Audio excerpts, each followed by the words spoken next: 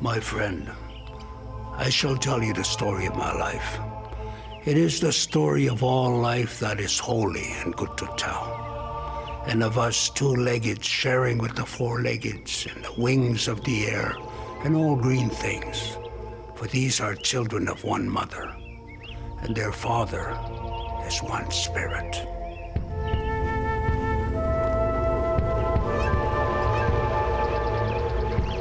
The words of Black Elk, a holy man of the Lakota Sioux. In the early 1930s, an American poet, John Neihardt, came to visit Black Elk to ask him about the old times. The story that emerged was a journey into the very soul of the American West.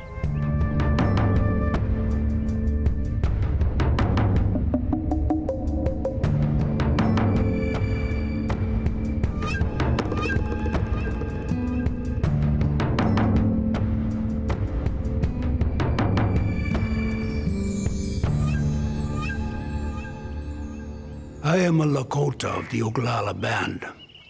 My father's name was Black Elk, and his father before him bore the name, and the father of his father. I was born in the moon of the popping trees, in the winter when the 4 crows were killed. And I was 3 years old when my father fought in the Battle of the 100 Slain.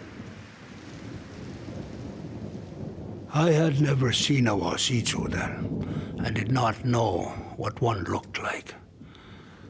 But everyone was saying the Wasichus were coming and that they would take our country and rub us all out and that we should have to die fighting. It was the Wasichus who got rubbed out in that battle. But 100 Wasichus was not much. If there were others, and others without number, where those came from.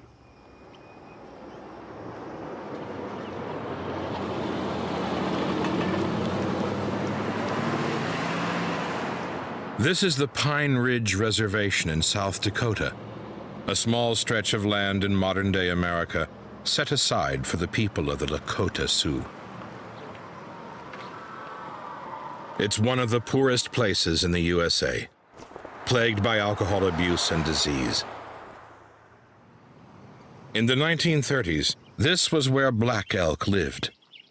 Neihardt found him outside his log cabin, with weeds growing out of the roof. It was a sad comparison to the life Black Elk had known as a child.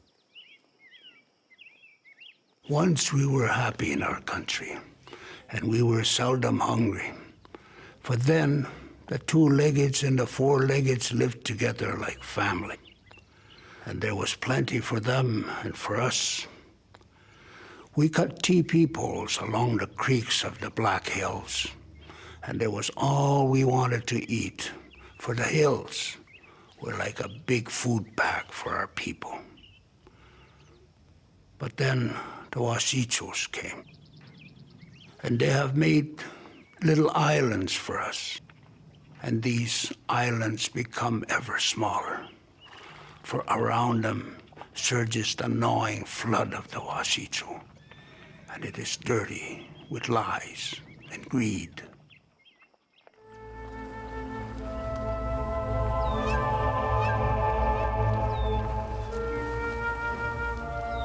When Black Elk was a child, the hunting grounds of the Sioux stretched across the Great Plains, over the Black Hills of South Dakota, all the way to the foothills of the Rocky Mountains.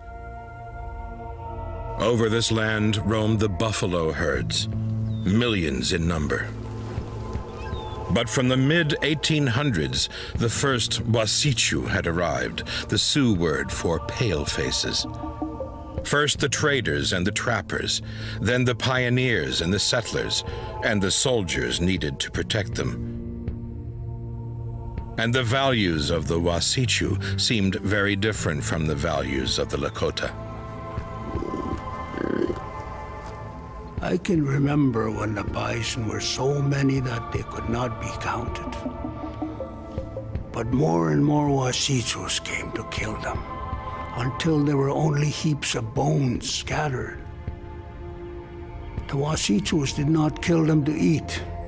They took only the hides to sell, sometimes only the tongues. And when there was nothing left but heaps of bones, the Wasichu came and gathered up even the bones and sold them.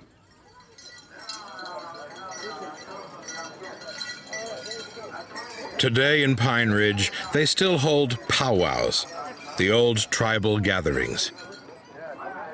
But keeping Lakota culture alive in the heart of modern America isn't easy. We've been among the white men maybe over 150 years. And we're still trying to figure out how to live in this life, modern life. And we can't figure it out because it's two different worldviews. We're talking about, how the white man's way is like that. And we never fit in there, because the white people are consumers, greedy.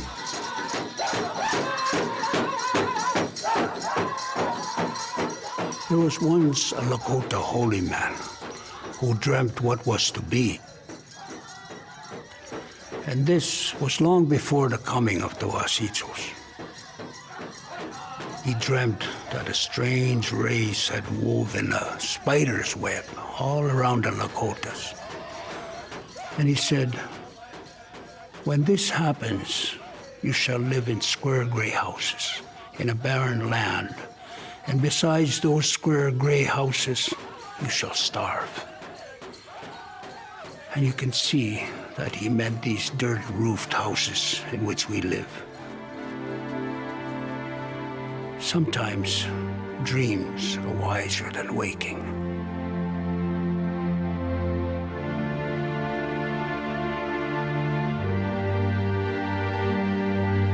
What follows are the stories of some of these Wasichu who came to the American West from the mid-19th century onwards, of their motives and aspirations, and of the tragic impact of their arrival on the Indians.